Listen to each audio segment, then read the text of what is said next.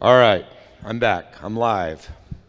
So initially, I wasn't going to give a geology talk. I thought I ought to give a couple conservation talks, and start out with kind of a, hoping I'm not seeming like a tattletale here, but a few years back, I noticed on one of the Grotto trip reports this picture, and the faces have been obscured to protect the not so innocent.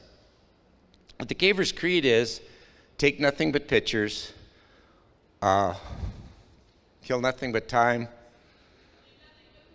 leave nothing but carefully placed footprints. So really, it's not good caving ethic for these people to be standing where they're standing, and especially the 1 foot on the flow and the hand like that. So the whole point of that is that we end up with, in the future, or even for our present, some nice looking, clean, pristine looking flow stones and not crunched up, muddy covered stuff like that on the other side. Over the years, people have taken to an extremely pristine, beautiful caves with floors that perhaps nobody's much walked on or even ever walked on. They'll lay down survey flagging on either side to make a little path. I think this is a really good first way to protect those kind of really cool, pristine floors. But I would recommend something a little different I'll talk about in just a minute. But just so that I can clarify before I get too far into this, I don't think this is what we'd want to do in almost, but just a handful of caves in Montana, maybe something like 10 caves. This shows the distribution of graffiti in Montana's caves. Pretty much all the caves that have those big red and blue dots on them are pretty worn, and it wouldn't really be something where we'd be thinking about putting cave trails in. Also, a vast majority of caves in Montana just never really had those kind of fragile features. And once again, I'm not talking about disturbing bats or archaeology or other biology. I'm just talking about pretty much the mineral features and the cave walls and stuff like that. Don't make me do the math, but a while back, my students and I went down to Arizona and repeated some photo transects. And in the early 70s, people had laid down these survey flight tape trails. And it had done a really good job of preserving some of the pristine floor surfaces. However, over the years, what happens is people's boots will kick up those things and they'll get moved around, and the trails have a tendency to get wider. This is a map that the students and I made. I'm not sure how well you can see it, but in just 5 years from those trails that have been moved around, the pink areas show places that were impacted, where the trail had been kind of moved around. So we were in a place where we discovered a cave that had some really incredible pristine mud floors, and every time we'd lay those flags down, we just end up with this big glob of survey tape following us around in the cave. So we got this idea where we cut little slits in PVC and put that in there and then wove the tape through there.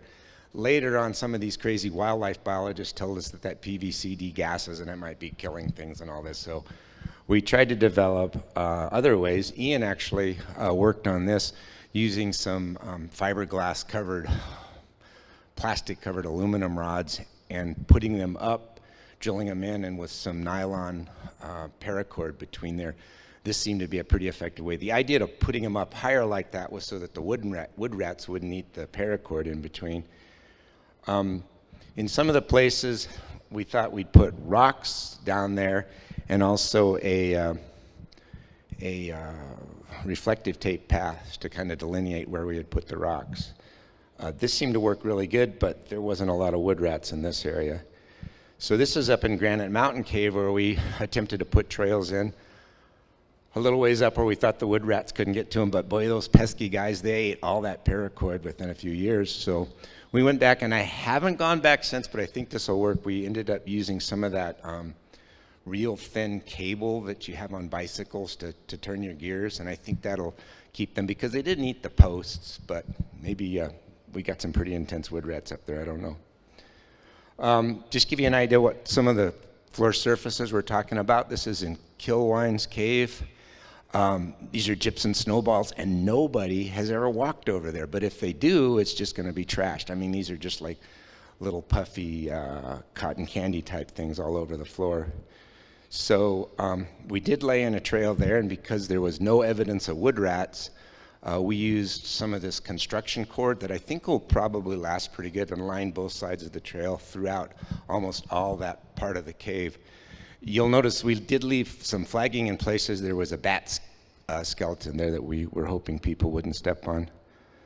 This is in the bottom of Virgil the Turtle's Great House Cave. So if you believe anything I said from that previous talk, this mud surface is probably over 10,000 years old. I think it looks really cool. Maybe it just looks like a mud surface, but I think it's kind of neat to preserve these sort of things.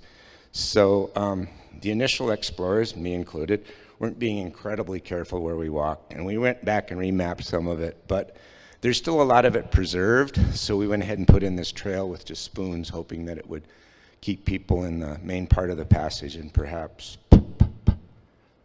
preserve most of the pristine mud. This is a map showing sort of a management plan for New Year Crystal Mine Cave, which has two sections that were discovered in the 80s, Briggs Hall and Hans Grotto. This part's kind of messed up, but currently the cave's closed, and BLM, I'm not sure exactly, is considering what to do with it, but we came up with an idea of putting some trails in there and progressively managing it so that this part, they could see what would happen, and then later on open this part, and this part sort of as a anyways, basically talking about trails. I thought this would be a really cool grotto project to take on at some point, working with the BLM and perhaps some other groups like MCC. Real quick, when the BHS Cave Club goes into places, we'll actually rate the condition of different mineral features. Maybe it's a little subjective in the middle, but pretty much stuff that's totally messed up is on the far end and stuff that's pristine's on the other end, so I think it has some value. This is a map of the club's rating in Blood Cave, and the red dots represent a lot of pretty messed up stuff. Blood Cave's in the middle of the Bob Marshall Wilderness, yet there's a lot of pretty messed up stuff, so I think that's kind of atrocious. This compares like the ceiling, the condition, average ceiling, let's figure this out. This compares the average condition of ceiling and floor minerals in a bunch of caves throughout the state. This would be Blood Cave here, and these are a lot of the really kind of messed up caves throughout the state. So the condition of blood isn't really great, but there are some parts that are in pretty good condition. This is an example of kind of what's going on in Blood. The floor here is kind of mud tracked.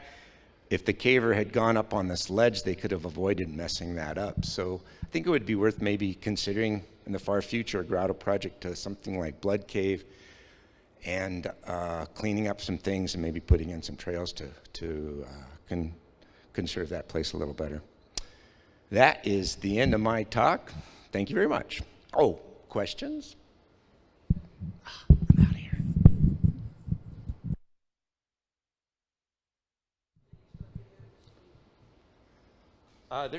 They're just plastic spoons with little pieces of reflective tape on both sides.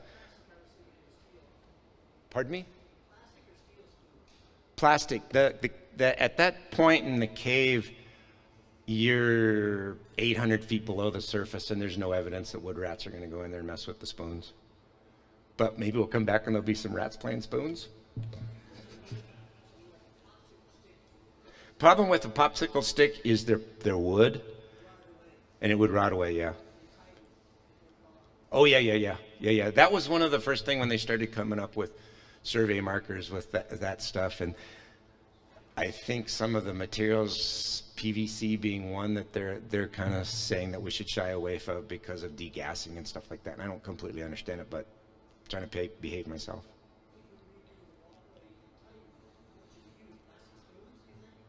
I have not been in Titan, but I'd love to go and help evaluate that situation. What might be neat would be to put in some stakes of some sort of biodegradable, sturdy stuff, maybe plastic-coated aluminum stakes or something. aluminum's going to oxidize, but if it had a plastic coating, it might be fine, and then string something between there to really define the sides of the trail.